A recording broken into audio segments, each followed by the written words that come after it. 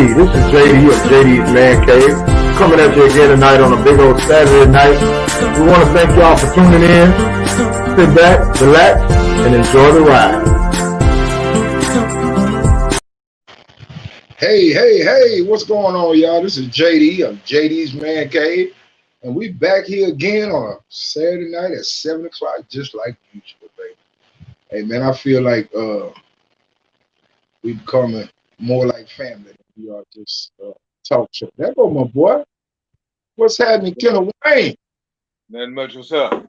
Oh, man, we just starting off this man cave tonight on a big old smooth Saturday night here in Houston, Texas. Man, the weather has been outstanding all day long today. You couldn't ask for a better day here in Houston weather-wise. Now, I did see quite a few wrecks because I don't know if people realize they probably looking up in the sky at the blue clouds and I mean the blue skies and running in the back of folks. I was on the freeway today on 45 South, 610. All of them got wrecks on. Record truck drivers had a grand day all up and down Belford. They had a grand day today if you was a record truck driver. Them boys was out there like hawks, picking up the car. And people run up the back of each other like they got bumper cars out there. I said, boy, look at here. Got your license out of Cracker Jack box or something, had to be. People don't realize you got to drive you and the people that's on the road too. Yeah, you got to keep your head on the swivel, baby. Yep. You want to look down and mess with the radio and FaceTime and all kind of stuff while you're driving. You can't do that, man. You're going to tear something up. You will. Look, oh, I don't care who you are. You hit somebody from behind, you in the wrong. Yeah, you the one that who insurance rate finna go over sky high. All the way. I don't care if they stop dead in the middle of the street. If you hit them from behind, you wrong. Yeah. That's just how it works. You got to control your speed. Believe me, you coming up behind them, you didn't see them coming? Yeah, believe me, I know because I done it before. That's the only reason I'm speaking on it. I'm speaking from experience. I've been the one got hit from behind and the one who was hit from behind. So I know exactly how it works. Yeah. So I don't care if they were dead stop on the green light. If he hit you from the behind, he in the wrong. I'll say, well, there you go, praise the Lord. But how's everything been going with you thus far this week, Ken Wayne? Just working, studying. Hey. Got it today, cut the grass, front and back, trimmed it up. That's about it. I understand. My yard man came today. I ain't cutting no grass. I told you about that. And you need to quit saying it on the show before my wife gets to talking about I need to go buy a lawnmower. What'd you say? I said, you need to quit bringing up the fact that you be out there cutting that grass for my wife here and be talking about I need to go buy a lawnmower, bro. Keep your yard shenanigans to yourself, man. I ain't trying to be out there cutting no grass. There's a bunch of things I do, but cutting grass ain't one of them, baby. I'm just not built for that. I'm more of a climate control type brother. And I tell them all the time, I'm built for comfort, not speed, baby. Yeah. You know, I'm like Cadillac. You don't see nobody drag race a Cadillac. They slow ride and they cruise them. I've seen one dude. True. And I didn't understand that. We was down here. I think it was a little restaurant, a little store. Uh-huh. And the guy had a Cadillac, had it sitting up, jacked up in the back. Yeah. And when he cranked up, you thought it was a truck or a race car. Yeah, look, if that ain't the craziest thing you ever want to see, I'll be like, bro, what's wrong with you? You look, the Cadillac police supposed to come and beat him up, take him to jail. You ain't supposed to do no Cadillac. I understand when them dudes dropped them full size trucks to the slab. Oh yeah, you tripping. Yeah. Now back in the game, you had little Chevy S10, the Mitsubishi. I'm gonna do you one even better. What about them Mazda B2000? Yeah. And the 2200s. I had one of each, both of them, the 2000 and the 2200. Yeah. So I know what you're talking about. We kept on something dropped. That was a little truck because you couldn't put nothing but a damn lawn chair on the back of that no high fool. That's it. That wasn't really no truck. That was just a glorified little something to ride in. Yeah, but boys will fix them up though. Yeah. Oh, now you can make them real mean. Look, put you some of them PMD seats in that boy. Out of arrows or something. Remember old fish ain't biting? Yeah. Ain't biting. Are you game? One of them. Yeah. Oh, Hey man, what's up? I think my blood pressure. Look, I'm trying to hurry up and come downstairs and get to the show. Yeah, you And raw level. man, I kind of slid a little bit. Let's just say gravity won. Always does. Oh yeah. Hey, man, look, let me tell you something, Steve. Dude my size, I don't fall. Cause ain't nobody gonna help me up. All they gonna say is, hey, man, that big dude over there failed. That big dude failed, and you the one that failed. Cause ain't nobody helping you up. So I take my time. Look, it's been a long time, Steve, since I've been in a rush to do Hey man, anything. hey look, my son talked about, hey dad, why didn't you call to help me? I was like, man, look, your dog looked at me and just rolled her eyes and turned around and went the other way. There it is. Hey, bro, Dog had better sense than me. Oh yeah. So the dog bowl will be empty for a while. look at it. So you gonna down because you failed. Before you Already. come, Her stomach gonna touch her back for a minute. Yeah. go He ain't Please walk, he believe. ain't do nothing, you ain't alert nobody. But say, me and my wife had to have the sorriest dog ever. We called him Monster. He was so friendly. People stole it. He was just that friendly. Oh Now Lord. around the keys, he was a bull mastiff and something else mixed. Okay. And he was good around the kids, like the grandkids. I need them to be there. But somebody come to your yard, at least bark. Don't At go least shake his hand. You know, I'm gonna lick him to death. yeah. You can lick him to death. Hey, Kenny Wayne, what'd you say? Somebody come in your yard and he bring them the ball? Yeah. Yeah, he How got to you go. doing? I'm like, wait a minute, time about homie. Your treat's gonna get short. You don't break, you don't need. There it is. Yeah, That's it what. is. Already. Steve, you talking about falling? Let me tell you something. When you 50 and 51 years old, bro, let me tell you what happened to me. I had somebody ring I was at home by myself. This is when we were staying in the apartment over there with the carpet on the floor. Now I got a whole so I don't have this problem no more. But the doorbell ring, and I call myself gonna jump up and kick my flip-flops on and run to the door. Bro, I put them flip-flops on. It took about 2, 3 quick steps, and the front of them flip-flops bit into that carpet, and down goes Frazier. I hit that floor. All I heard was oof. And let me tell you something. I used to fall when I was 20-something years old, Steve, playing football and all that. I jumped right back up. Bruh, I left that floor and had to do a self-evaluation from head to toe to make sure all my particulars were still in order, that all my phalanges was working, and all my extremities was in good shape. And then after I realized I was all right, I just started laughing. And then I kindly got up on my knees and crawled over to the edge of the bed and pulled myself up. See, I was just about to say, see, when you were younger, you could fall, you get up like push-up position, you just get up. Yeah. When you get out and you fall, you gotta roll and do some strategic movements. Yeah. Let me tell you something. It was a show put on for me to get back up off that floor, brother. You said, what'd you say? Hey, Jay, what'd you say? It was a production? Yeah. I laughed all the way to the front door. When I finally opened it, I was like, oh, man, what's up? They were like, man, I was just coming to check on you. Fool, you like to have to call somebody for me. Yeah. That's all I tell you. You like to have to call somebody because I just hit that floor back there harder than a sack of potatoes. Boy, look here. Yeah, Steve, hey, I realized after about 40 years old, 45, old bones don't heal fast no more, man. Oh, no, they don't. They don't heal fast. You need some turpentine. Look, you need like your grandmama and them used to have that turpentine, mercurochrome, mentholatum, Bengay, Stay Gay, and all kind of salves to get up off the floor, man. You heard? Look, you fool around falling, your eyebrows be so, bro. You ever had your eyebrows be so? That's when you so free. Yeah, you told me about that earlier today. After you did all that moving today, say your eyebrows were sore. I say, man, that doesn't even sound like the work of the Lord right there. That sounds like the work of straight malbosia. Let me tell you, it's the work of the Lord. Them 800 milligram ibuprofen I done took.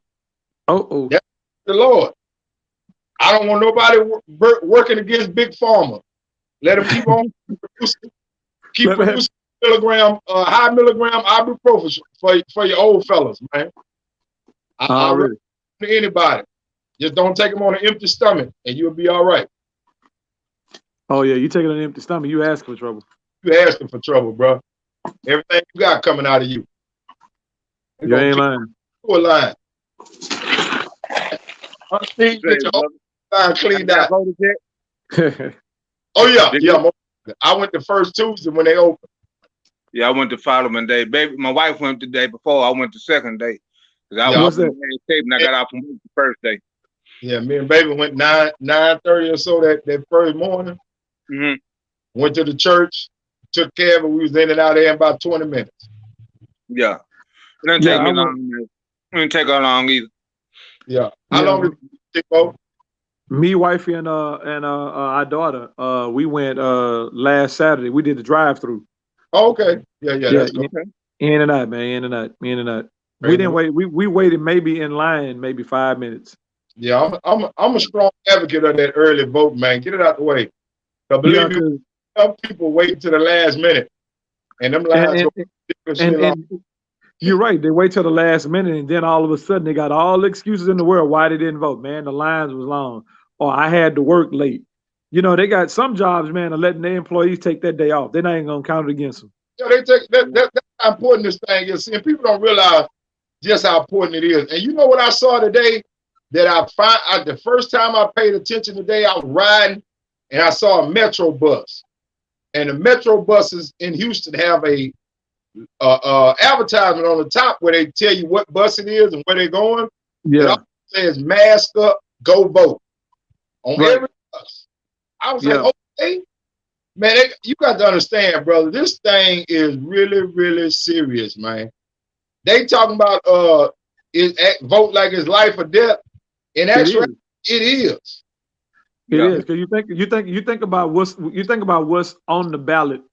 When I say what's on the ballot, like what's before us on it, it's not about, you know, a particular party per se. It's about the person who gets to be nominated president, what kind of power that they're gonna have the next 4 years, and who they get to put in office. Trump, man, so far being in office 3 years, man, and put in place almost 250-something judges. Exactly. And this lady he's trying to put in now, Amy, she's only got 3 years judicial experience. 3 years as a judge, you gonna make her Supreme Court justice. Exactly. Now I could think of some Negroes at a barbershop who got way more experience than her about who could do that. You know, but 3 years of judicial experience, and that's highly qualified for the highest court in the land. Now I understand that even just being president only takes several things: being 35 years or older, a natural born citizen. It doesn't say anything about a college degree. It doesn't say anything about military service. It doesn't even say anything about serving in any political or legislative office. It doesn't say anything about it. Right. So I guess in the sense of she's highly qualified because she meets certain criteria. Is she a practicing lawyer and a judge? Yes.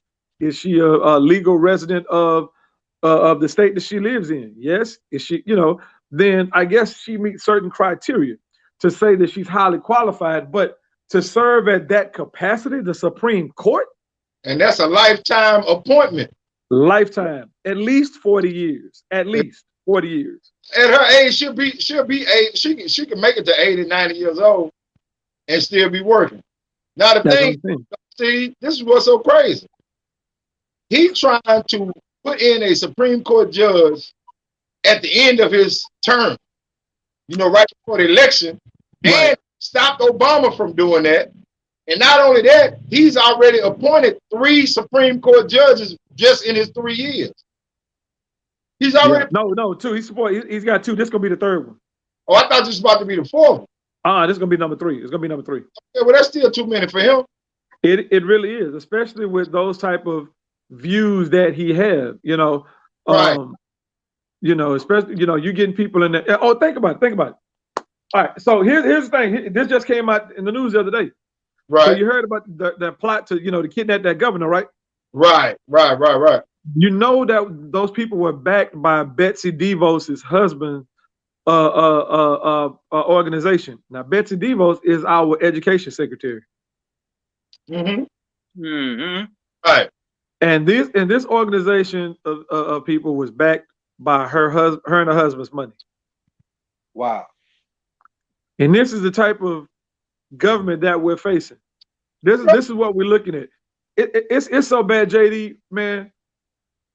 I told my daughter I don't want her to go to work on Halloween. Right. I don't, because she works at a family like a Dollar Tree or some Dollar General or something like that. I don't even. It's got all glass windows and it's out there in Trump country. You know, the one she work at. I don't want to go into work that day. And it's not about being racist, but it's about the rhetoric that they're saying about things that they're gonna do and the what they're gonna do to intimidate minorities. I don't want to have to miss work come November 2nd because I'm in jail. Right. For somebody hurting my daughter or trying to scare my daughter. You know, I hate, man, that we're in a world like that. I'm even telling my wife, you know, babe, I don't even think, you know, we were gonna go to a comedy show the 31st. I'm like, you know, babe, I don't even think it's worth it to even be out in the streets, you know. Right. And she got AKA plates on her car, so and she got a new car, and she's already worried about people messing with it because of the Kamala Harris recognition with the sorority, you know. So I'm like, man, it's terrible, man, that we're in an age and a world that we live in that we can't even be comfortable in our own homes and skins in our own environment, in our own country. We can't even be comfortable in our own country, man. Well, let me explain. Because of somebody's rhetoric. Somebody's rhetoric.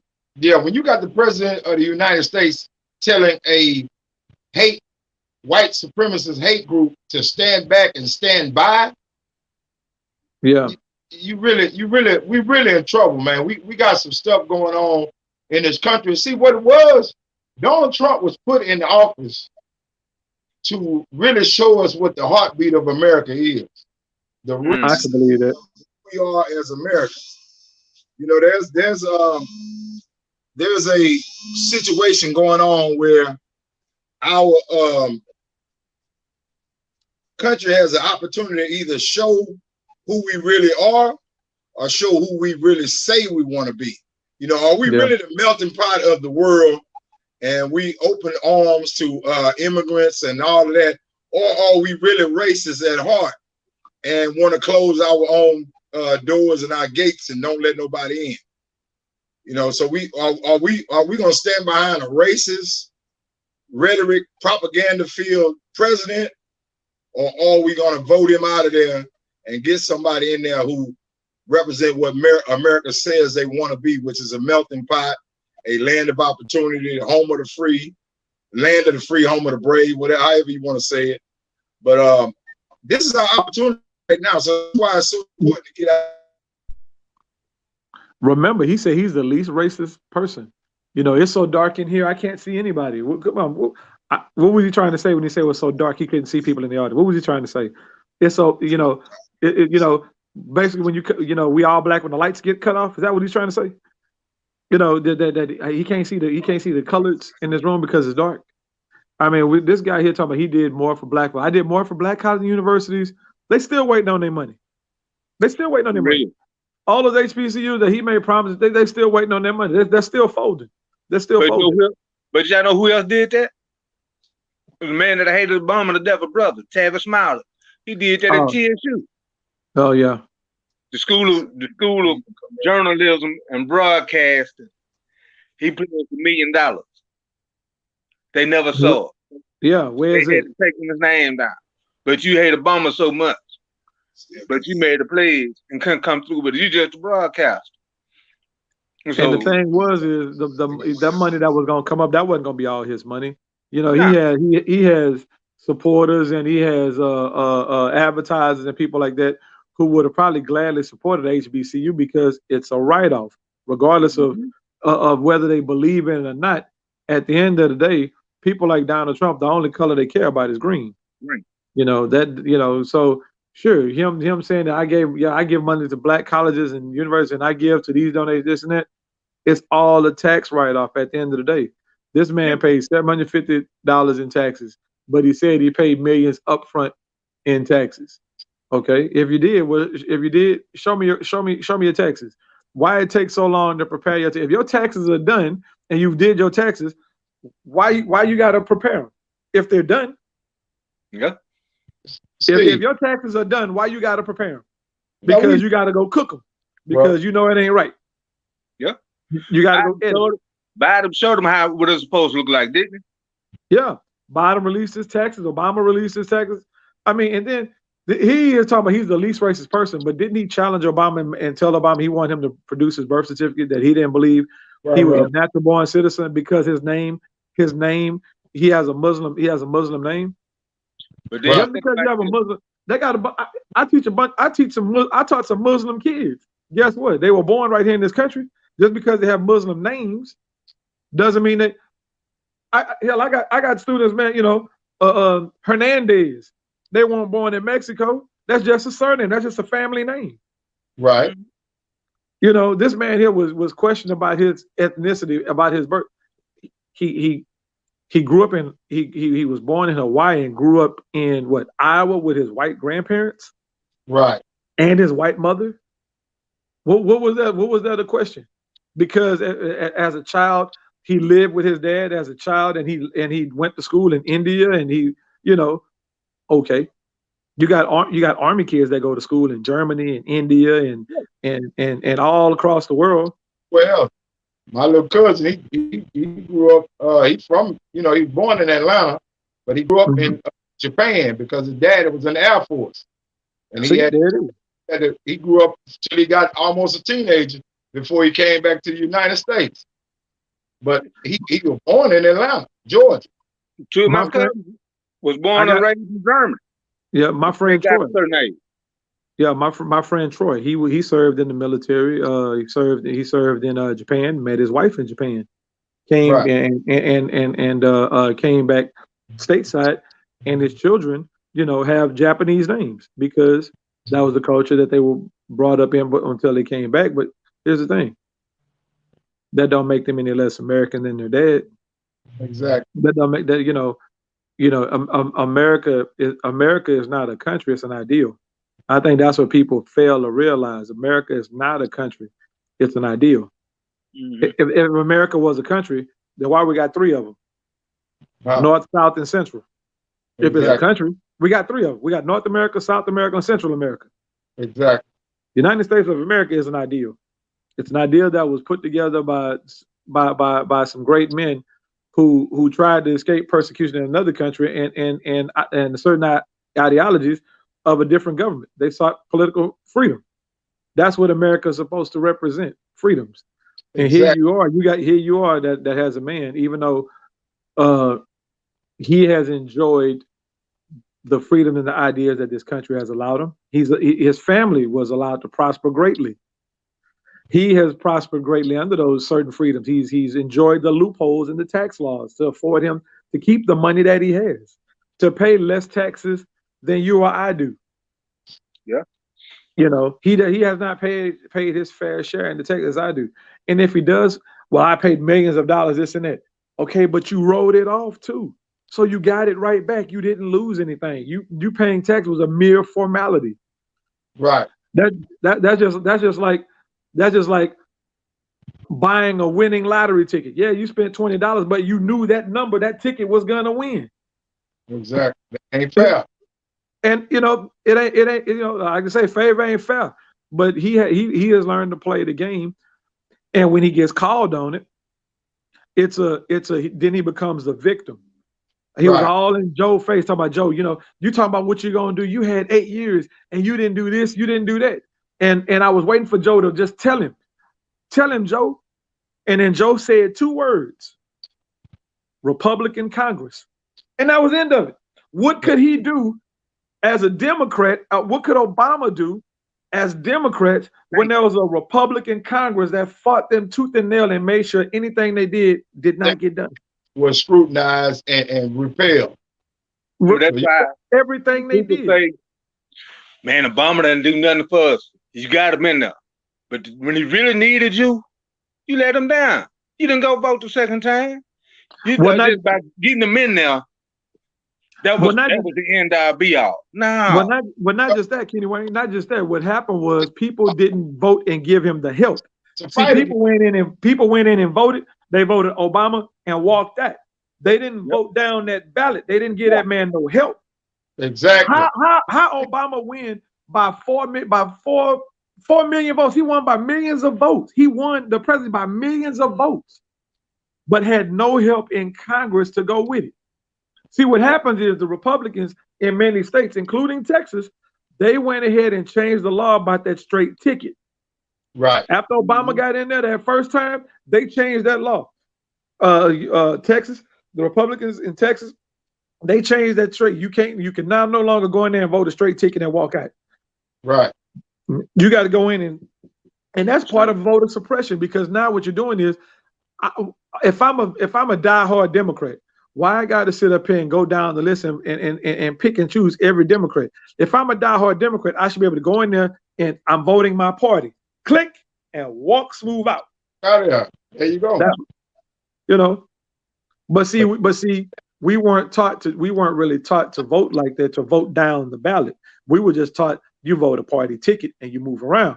And so once they changed that, people didn't even know they changed. They just thought, if I click for Obama, that's the Democratic Party, that's gonna click everybody along the line, and it didn't happen that way. As a matter of fact, it should have had on the screen that showed all the other candidates, but what it did, it just showed the presidents on one page, and then there was like 10 more pages. People didn't even go through those pages.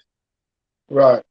But if you look at the ballot now, it's got that one pager that's got everybody on the president. Then it's got some more stuff on it. So you see, oh, I got another page, some more pages to click on, because I got some other stuff on this page with the presidents, picking the presidents. Then it's got another group right underneath it. So, but that's how they did this, man. And that's part of voter suppression, by taking away what people knew. People knew that if I could vote, I vote a party ticket, I walk out, I'm done. Now, when they changed it, where you got to click on every person along your party line. That's how they do, Steve. They change the game in the middle of the game. Oh, absolutely. And what the thing is, I blame a lot of our political leaders who didn't make sure that information got out there. Exactly. Where was Sheila Jackson Lee and Al Green there, man, to make sure people knew to vote? You got to vote down the ballot. They changed the rule of, we got to go in there, people. You got to go and go down them pages. They weren't there. And I know that Sheila Jackson and Al Green and all of them, they can't be everywhere at every time, but some kind of grassroots message should have gotten out. Put out there. The message should have been put out there where people knew, where people could have been educated on the new process, instead of having to figure out about it after the fact and we feel stupid. Because my wife came home after she voted. She say, look, you ain't gonna be able to do the straight ticket. You got to click through it. I said, yeah. I said, I think I heard about that on the news. But she reminded me when I stepped in that booth, what they're expecting. But just like you see, down here they had some, I saw some people had like the little glove on their finger. Right. We had Q-tips. And when I got there, it's a guy, he preaches at our church from time to time, and I asked him to see what he does in our community. And so he's running for mayor of Texas City. But the other guy was out there, and I'm running for mayor. I said, my mind is already made up, sir. And I gave him that look. So when I come out, the young lady that was out there for Mr. Johnson was like, ooh, we saw how you looked at him. I said, yeah, Trump would have got the same reaction. I'm like, here. Let's move. If I could see your work and know what you about, you got me. It's just horrible. What'd you say, get away? Like the guy that's running for mayor. You see him out here with the people. And then like the mayors and people down here, like they got some homeless places down here. They want to close. What you gonna do with it? Right. Yeah, well, it's certainly a big dilemma this year, and I just hope people take advantage of the opportunity to get out there and realize how important it is that we all participate in this election and any other election that's coming up, whether it be local, state, or your government elections that are getting ready to come up. We gotta vote every chance we get. Say, man. To the topic, y'all, I want to talk about. I posted a post this week that kind of shook up the airways a little bit. I posted. What did it say, Janice? What exactly? What was the wording? I want to get the wording right because it ruffled a few fellas and men and women. And that's really what I designed it for, because I try to put some thought-provoking, things on my timeline every now and then, even though me and Bobby don't have to go forward with our foolishness. We still have to, stimulate the black folks' minds sometimes and make sure that we get something out there that forces our audiences and our people to think, man. And I just, what basically what I said was, too many women nowadays want to be married, yet you're walking and functioning in a girlfriend spirit. Oh, they got Steve. They got hot at me, Kenny Wang. They ain't know what I was talking about. But see, you talk about you want to be married, but you don't want to do the things that a married woman would do for a man and hold him down like you should, help him and encourage him to be a better man like you should. You worry about just him looking like this or that, or him having this already, and he hot and I want to be with him. I'm gonna be his gal.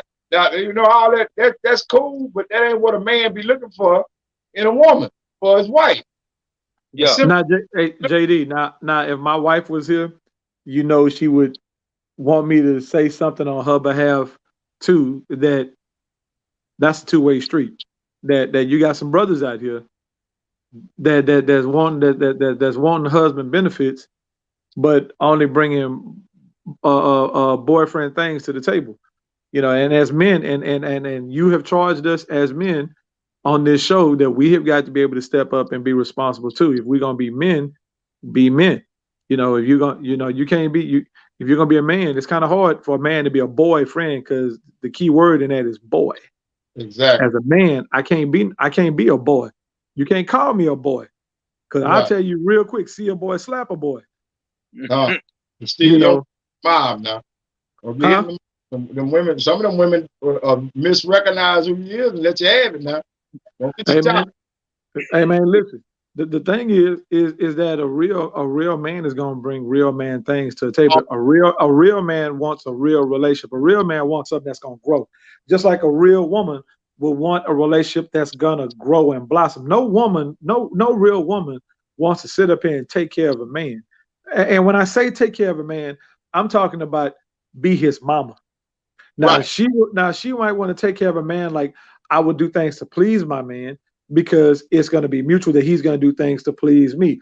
I will cook my man his favorite dish. I know that he will maybe get my hair done because he wants me to look a certain way, or he'll pay my car note, or he'll go put gas in my tank. I got to leave out to go work early in the morning. Right. And he's going to make sure that I don't have to get out before daylight and try to pump gas by myself. See, that's what a man is going to do. A man is going to make sure that his woman should not have to want too much. Now, certain things we can't be clairvoyant and know what a woman wanted all the time. But there's certain things you can pick up on, because she's gonna say, a woman gonna tell you. She's gonna throw some hints. Yeah, she's gonna say something. Yeah, we don't want no man laid over there in her pants to see why she out there pumping gas at the thing. That ain't that. But see, the thing about that is, Steve, I wanted to put that out there, and I'm glad you brought that up, because so many women, like you say, they are out there, and everybody does it. You invest time and money in the wrong damn place.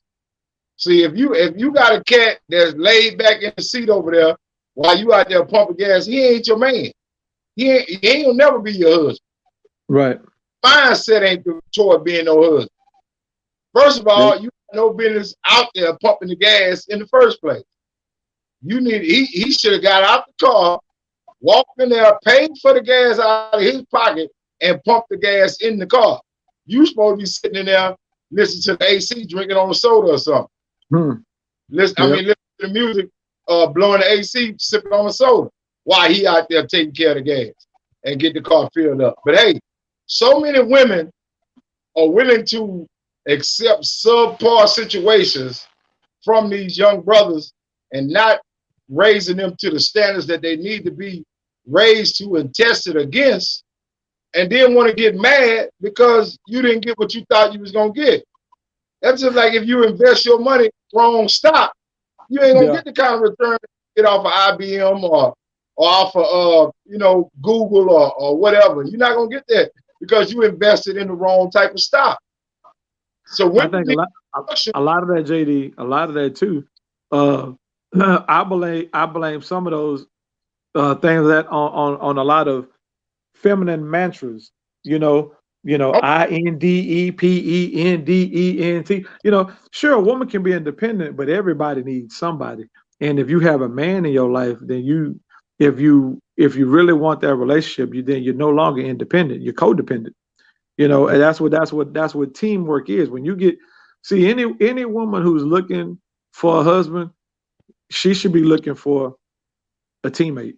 She should be looking. She shouldn't be looking for a coach, and she shouldn't be looking for somebody to add on her team as a team player. Well, when I said team, she should be looking for somebody a co-manager. She should be looking for another coach. Someone. If you got the offense, I got the defense. You should be looking for somebody who's gonna compliment you. Right. JD, I've had a chance. I don't know Queenie all that well because I've met her, so many times. But I do know that she compliments you. Queenie is serious in business. You throw the hell off. Hey man, what's about? Hey, tell the truth to shame the devil. All the time.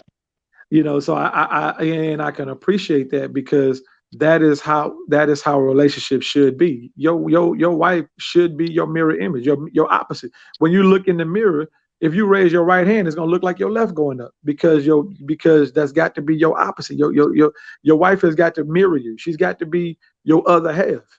Right. She's got to be. If not, your relationship is not gonna work out because it's not gonna be mutual. And my wife calls me out on a lot of things all the time. And a lot of times she brings up the stuff I did a long time ago because I guess it hurt her that I did those things. Remember you would go out of town, you would go with your friends, you never took me. Well, it was a guy's trip. Ain't nobody was bringing that woman, but you went here, you did this. I'm like, well, remember the time when you went to Europe with your auntie? You didn't take me, Well, that was different. Oh, it was different. Okay. Leash laws in Europe, though. You can't be over there without. She can't have you over there without no leash on you. But I've had to come to realize is that women have much longer memories than us gentlemen. We just let things go. We'll be mad about something. I'm mad that day, and you ask me about it tomorrow. I'll be like, "What are you talking about?" Oh, I'm over it. But women. Oh yeah, it's a sore spot, not forever, but ever. Forever. It's a sore spot as long as they can look at you and they can draw a breath. So you're gonna do something that they're gonna come right back and they're gonna bring that right back to you. Oh yeah, most definitely. James, remember the time you did such? Well, baby, that was 10 years ago. I'm sorry, I can't do nothing about that. But the reason why women do that, though, Steve, most of the time they don't want us to repeat it again. And I haven't, I haven't. Now listen, like I told her, look, baby, between my wife, my girlfriend, and my baby mama. Like I told her, I said, baby, look, between my wife, my girlfriend, and my baby mama, listen, between the three of y'all, I done changed. And she'll look at me like, you stupid.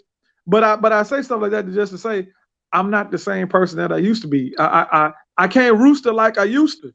At 47, I'm not doing the same things I did at 27. I have not wasted 20 years of my life. But the things I did at 27 seem to creep their way back in our current relationship in 2020. Right. I'm like, baby, 2020 bad enough. Now you got to bring up, 2010. I don't need that. 2002, 1998. There go. Why are you bringing up the Kappa Beach party? They ain't been a Kappa Beach party since the 90s. Why are you bringing that up in 2020? Just had one last year. Huh? They just had a Kappa Beach party last year, believe it or not. No, it ain't the Kappa.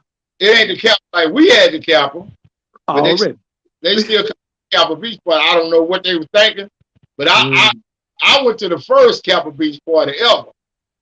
So you know what that one was like. Yeah, that's when women had. That's what they had. They wore one-piece bikini. They wore one pieces. No, they had dental floss. Boy, that's freak me. Wrong. That's Atlanta. I've been to that when I was at Hampton. Woo! Yeah, we went down there to Hampton for that. But yeah, you right. But yeah, I just wanted to let women know that, you know, you can't function in a girlfriend spirit and think that man is gonna choose you to be his wife. You know, and a lot of people say, hey man, I ain't giving him no wifely what they call it, wifely benefits. Him being, you know, my husband. Well, the thing is, if you ain't giving him no wifely benefits, he ain't gonna never make up in his mind that he gonna be your husband. You know what I'm saying? You test drive a car, and if it ain't up to par, you take it back on the lot, tell him I'm good, let me try another. Exactly. You know, I think JD that I think they're gonna keep it. Yeah. I think what needs to happen is that men and women should have a lot more honest conversations about the expectation in a relationship. There you go. And that's what, and you know what, Steve? That's where a lot of people get in trouble nowadays because we are too afraid to have the real conversations and the real talks that we need to have to see if a person meets up to your standards or can rise to the occasion and be what you need them to be in a relationship. We rather sit back and ignore the red flags. We want to pacify each other. We want to smooth over it and then once you get married and get into a serious relationship and you've invested all this time and money and effort and everything else in a relationship and realize that this person ain't gonna never be what you need, now you stuck and you end up trying to make something out of nothing. You should let it go a long time ago and moved on and found somebody that was more compatible to what you needed. But that's part of what I'm talking about as far as functioning in a girlfriend state of mind rather than a wife. You see, because we have to sit back and have the tough conversations and not be scared to lose somebody because they don't answer a question the way you thought they should have answered. You see what I'm saying? If you answer the question the way you thought they should have answered it, then y'all need to have a discussion about it and why they're answering it the way that they did. And if you don't see them being compromising or pliable to the standards that you need them to be, then you need to find somebody else to try to be with. And one thing in life you can't get back, Steve, people can pay you back a whole lot of things. They can't pay you back no time, brother. Yeah. There's no time bank nowhere where it's saved up and they can return it back to you. Let me borrow 4 years of your life. How you gonna get it back? That's true. I think a lot of the problem too, JD, is that some people end up settling because they'd rather have a piece of a man. They end up settling. They'd rather have a piece of a man than no man at all. And they need to understand that your worth goes far beyond what kind of man what your man look like. Your worth goes far beyond, what kind of car your man drive. Your worth goes far beyond, what kind of gifts your man can afford you. Your worth depends, as Cat Williams said it best, it's called self-esteem. How can I mess up how you feel about you? I'm telling you. You've got to have something in yourself, intrinsically in yourself, to know your worth. And then you draw a man to you who complements that, and vice versa for men. Most men just settle, for having a piece of a woman so they could say they either got something on their arm or they could satisfy their sexual desires. But having someone to take care of you and to have your back, I mean, like you, JD, your health ailments, you good. You have a woman who in your corner who can help take care of you on the days you're not feeling well, or to help cook and make sure you get a good healthy meal. You know, what if you didn't have Queenie, man, and you get sick? Who's gonna help drive you to your doctor? Who's gonna dial 911 when you can't? You know, who's gonna be there to help make sure that you're doing your best? Who take care of you? But that's why I'm so appreciative of who I have in my corner, Steve, like you say. But exactly. Me had to sit down and discuss. You know, she knew what she was getting into, and I felt confident enough with her before we got married that she would be the type of person who would help take care of me if I needed help, and vice versa. Because you know, some days she's not feeling up to par, and I have to step up to the plate and help take care of her and make sure she's nourished and rested and taken care of, and all of her business is straight. You know, I have to do that some days for her, but she has to do it more often for me because of my situation. But she knew that before we went into it because we talked about it so long. You know, we had all of the tough discussions and there it is. You know, all of the stuff that she had gone through and what she needed to be healed from and what I needed to be healed from, and all of these situations. You know, we both had been in different relationships prior to us being together. But we came up to the conclusion that we both wanted to be together. We both wanted to be with each other, and we were willing to do what it was going to take to keep each other satisfied and happy. And that's exactly what we've been doing. And I tell any man, well, I tell any woman this, first of all, I say, baby, I tell it to the girls. You know, we got younger girls. I always tell them this. Women have to realize they are the prize. You see what I'm saying? Don't go chasing a man. Let him come to you. So let a man, because a real man wants to chase his woman anyway. You know, just that conquering spirit, that egotistical, you know, that we conquered something, we caught what we was chasing. We need that to make us feel strong as a man. The second thing is, don't ever get no man that you have to re-raise for him to be what you need him to be. No, I tell them look for three things in a man. You look for responsibility, integrity, and commitment out of a man. Those three things. If you can find them three things in a dude, you usually can do something with him. You can build something with him. But if he ain't got no integrity, you can forget it. See, and all integrity is that he does the right thing even when ain't nobody watching. Exactly. So he's responsible for his mistakes as well as his victories. You see what I'm saying? He takes responsibility for them regardless. And he's committed to it. He don't quit. He don't just get up one day and say, you know, I don't even like that job no more, I ain't going.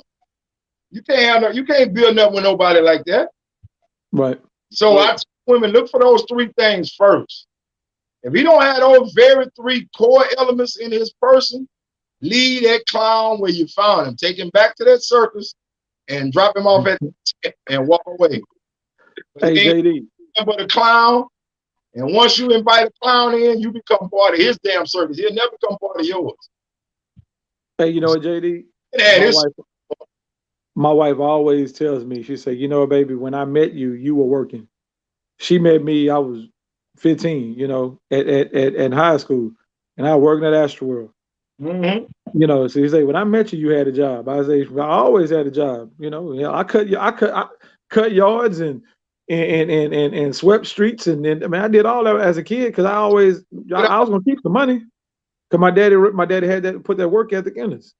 You know, a man does what he needs to do before he want to do. Now, son, you want to go outside and play, but you need to go in there and wash the dishes, cut that yard, clean that garage. You know, it was certain things that was expected of me as a man. And I try to instill those things in my son because sooner or later, you know, he's gonna have to teach his children the same thing. And it should be a progression, you know. But I agree exactly 100% what you're saying, man, too, because the same thing goes for women. You know, that if she wants a good man, she's got to search for a good man. You know, a good man is not going to just fall in your lap, but you got to make sure that you weed not the process. If you date, you can date some guys. You that's what the dating process does. It helps you find out who's who and what's what, and you weed that out. You're not gonna know unless you date, you know. And I think we have to teach our daughters that dating is not such a negative thing, because now the girls feel as though if I got 2 or 3 boyfriends, she's a hoe. Not necessarily. Then not just because she's dating doesn't mean she's trying to, like you say, she's taking the test drive, trying to see if this is gonna work. How she's gonna know what a guy is gonna do if first of all, if the guy think there's no competition. If he think he got it, he gonna do whatever. He gonna act the fool. Well, I got her. She want me. Well, not if she got options. A woman is as faithful as her options. I've always said that. A woman is as faithful as her options. Please believe me. Competition breeds excellence, brother. Oh, already. You're gonna either step up or step off, baby. One of the two. Yeah, straight up. It should be some competition, especially when let me tell you something, Steve. When you're in your 20s, you young. Let me tell you something. When I was 20-something years old, my back was on fire. You hit me with a beeper. You hear me? You could beat me and I still ain't answering the phone. Yeah, it just, because y'all remember the beepers back in the day. Right. But that we didn't have cell phone. We had beepers and a $10 roll of quarters. Now, if I felt like calling you back, I'd call you back. But 9 times out of 10, if it wasn't about no money, I was riding and chilling. Or if it didn't have them certain codes on there. Exactly. There you go. You had the code on there. I'm not calling that number back. I ain't worried about that number because ain't nothing happening. So, but right. Yeah, you have to understand that's right. Like you say, Steve, I tell them girls, date as many guys as you want to, because you have to find out which one is for you and which one is going to rise to the occasion and be what you need him to be in order to be in your life. See, and a lot of women don't do that. They don't require nothing of these cats, but they will lay up with them, have 2 or 3 babies with them, then realize that he ain't gonna never be worth a damn, but you stuck with the 3 babies because he gone on to the next one. Exactly. But see, the downside of what y'all saying to me is like when y'all say she should date whomever and how many she want to.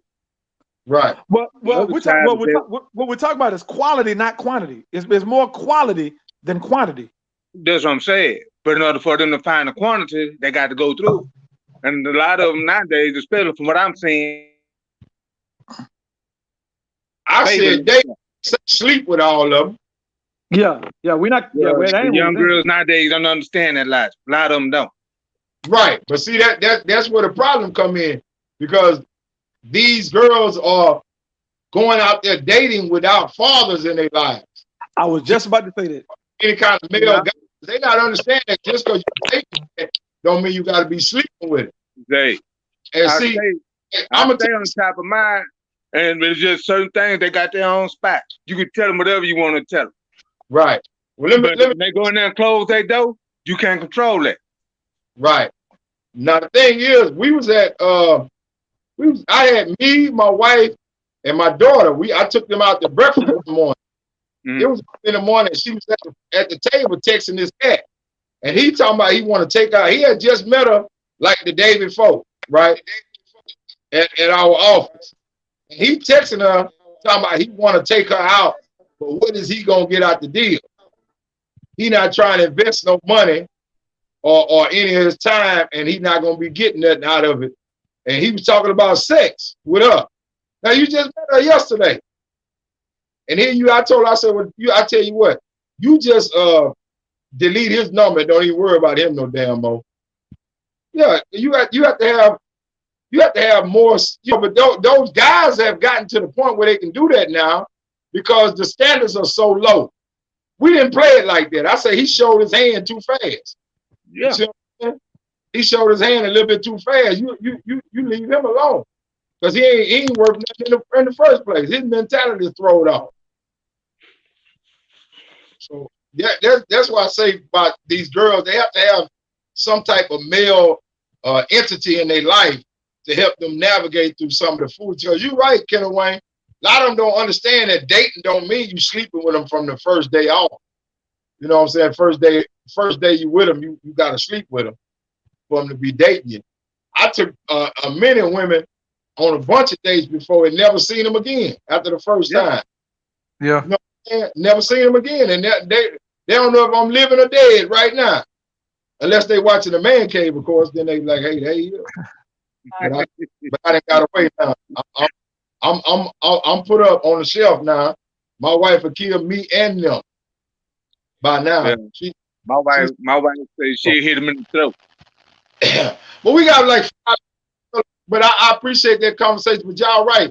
We need to dwell on that as far as women and men relationship situation. We'll start on that again next week.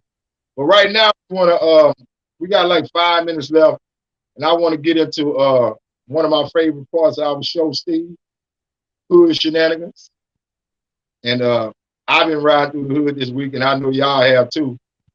Tell me something that y'all have seen this week in the hood that just kind of made you step back and think a little bit. I was driving down 1960. I was driving down 1960 going to my son's fall practice to go pick him up. And I happened to look at the gas station. And lo and behold, 2 brothers that swinging and they got this chick. She had her phone out, and she recorded. She like right there next to him, like she works for ABC News. She's jumping up and down. She recorded. I'm like, really? This is what we come to. That fights come out and take out the phones and record it, not to stop it or not to intervene, but to further publicize our ignorance to the rest of the world. Oh, yeah, that's what we do now. Everybody got a camera. Yeah. Everybody got a camera. Ken Wayne, what you got? What you seen in the hood this week, baby, that just knocked your socks off? Well, I was on my way to Ain't House. She moved to the old Kingsgate. They call them something else now. Yeah, I know where that. Yeah. And so we was going on the back street, leaving my mama house in the VA. I saw the crazy. I think the network dropped. I saw the craziest thing. Back on, Steve. Okay. I saw people literally standing out there like people I went to school with. It was one song, now they lost. And it's like when you look at them, you thank God for who you became because you was once out there with them doing the things that they exactly were still doing. And so I credit a lot of it to God and my wife backed up because, you know, at times I could still be a butt. I can own that. But, you know, just going back through the dead end and just looking at people, man, and seeing how far I've come. Right. You know, that's the hood stuff because a lot of them still doing stuff we was doing down in the 80s. Right. And that's, hey man, that right there in itself is a testimony, bro. Let me tell you, I'm riding, me and baby riding this week, man. I pulled through Cullen area over there by Calhoun and Cullen. Y'all know where we are. But I pulled down through there and we got girls, women, supposed to be our black queens, standing out on the corner and what they call them, wife beaters, do-rags on their head, drinking beer like the fellas now, man. I said, get out of here, man. I asked my wife, I said, wasn't that a girl? Wasn't that a woman with you? And I'm talking about, I ain't talking about no young little girl. I'm talking about an old coon. She out there looking like a burnt matchstick with a do-rag on and a wife beater and a 40 ounce in her hand, turning it up like it's Kool-Aid. I said, Lord have mercy. Our hood, man, look here. The hood ain't no good no more, man. The hood is just a bottomless pit, bro. But I tell this to black people all the time, man. We are a victim of our own choices, brother. We make a choice to stand out there on them corners. This cats be out there on them corners, man, before the sun come up. If you can get your behind up and be out there on that corner faithfully like that before the sun come up, you can get up just as easy and go to a labor hall and get your money together to go get you a real job. You know, there's steps to it, man. When you so far down, you can't just jump to the top. Sometimes you got to take steps. But we're not willing to make the choices to take the steps to get where we need to go. We want everything in a nice, new, shiny box. That ain't how life works, man. Sometimes you have to take baby steps before you can take off sprinting and running. It's just like anything else. So on that note, we're gonna leave, and I appreciate y'all for the conversation today, man, the insight on these different topics, the hood shenanigans, I appreciate. And I'll see y'all next week, man, again. Go ahead, Kenny Wayne, I'm gonna let you sign off, baby. Man, this is Kenny Wayne, the residential country boy coming from Texas City. Say, for those that's listening and looking, please go out and vote. Amen. If you never voted, and if you're a convicted felon and you're off parole, you can vote. Don't let nobody tell you can't. Yes, you can. Steve-O, go ahead, baby. Man, it's Big C coming here from all the way from Heim, Clark to Spring, back even to all the way back to the dead end. I've been affectionately known as Mr. Bobinology from our friend Wack, and I've used that now. And yeah. I'm always about the knowledge. And Kenny Wayne, you're right. Get out there and vote. Life does depend on it. Don't listen to these people like Puffy and Nick Cannon telling you we're not gonna vote until they give us what we want for our vote. No, you got to vote to get people in there to get you what you want. So exactly. we can't listen to that foolishness about we gonna hold our vote till our vote matters. It does matter. People have died literally and have given their life for you to have the opportunity, this freedom to vote, and we ignore it. And in this political climate, we cannot ignore it. We cannot ignore what's going on. We cannot ignore it. Absolutely. Like our lives depend on it, because it does. Our children's lives are going to depend on this, and our children's children. Get out there and vote. Exactly. Like what's her name said, our Blackie? What'd she say? Get your ass out there and vote. Period. That is. But yeah, like I said, this is JD the Barber signing off for JD's Man Cave. And like he said, get your ass out there and vote. We'll see y'all next week. Same bad time, same bad channel. We appreciate y'all, fellas. See y'all next week.